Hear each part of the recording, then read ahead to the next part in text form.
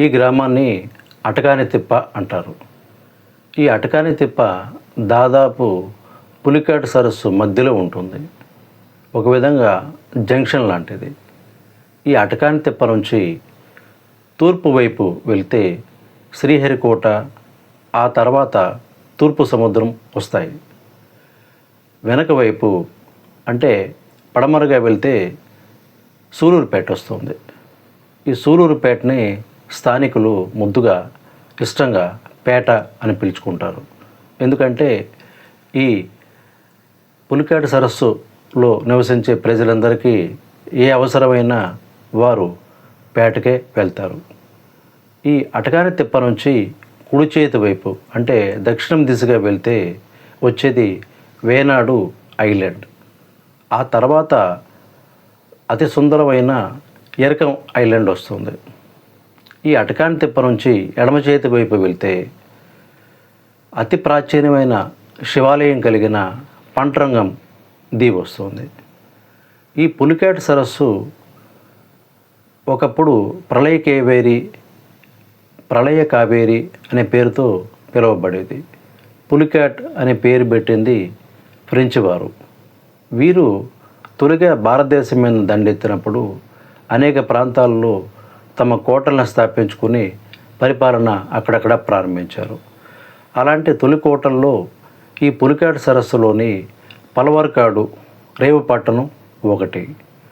ఈ ప్రళయ కావేరి అనే పేరు ఎందుకు వచ్చిందో తెలియదు, కానీ పాత వాళ్ళు కొంతమంది చెప్పే విషయం ఏంటంటే ఒకానొక కాలంలో కావేరీ నది పాయ ఒకటి ఇక్కడ దాకా వచ్చి ఇక్కడ సముద్రంలో కలిసేది అని చెప్తారు. ఈ పులికాట్ సరస్సు చాలా వింతైన అద్భుతమైన వాతావరణం, జీవావరణం కలిగిన ఒక సామ్రాజ్యం లాంటిది. పులికాట్ సరస్సు చిన్నా చితకా సరస్సు కాదు. భారతదేశంలో 6 ఉప్పు నీటి సరస్సులు ఉన్నాయి. వాటిలో అతిపెద్దది ఒరిస్సాలోని చిలుకా సరస్సు. రెండోది మన పులికాట్ సరస్సే. ఈ పులికాట్ సరస్సు ఒకానొక కాలంలో దాదాపు 750 చదరపు కిలోమీటర్ల మేర వ్యాపించి నిండుగా నీళ్లతో ఉండేదట.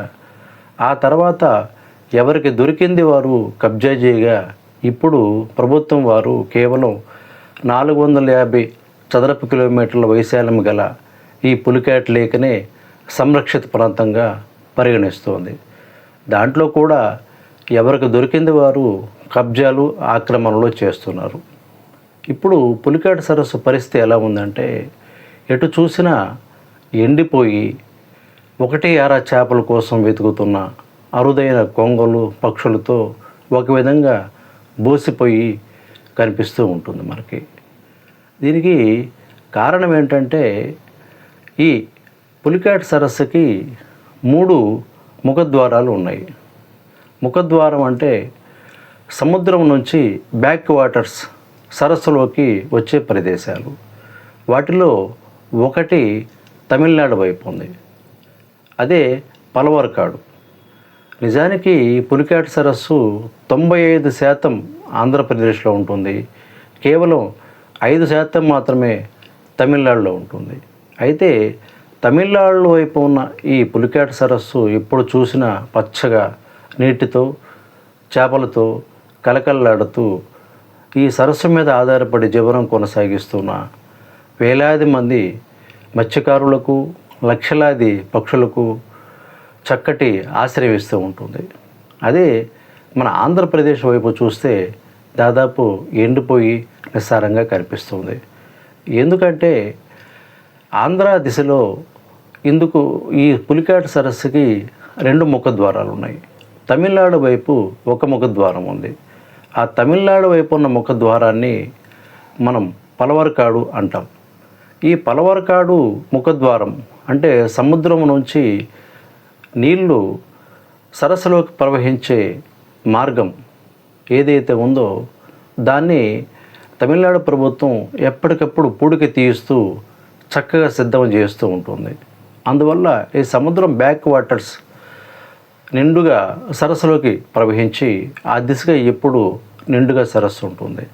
అదే మన వైపు చూసేసరికి మన మన దిక్కున అంటే ఆంధ్రప్రదేశ్లో 2 సముద్ర ముఖద్వారాలు పులికాట్ సరస్సుకు ఉన్నాయి.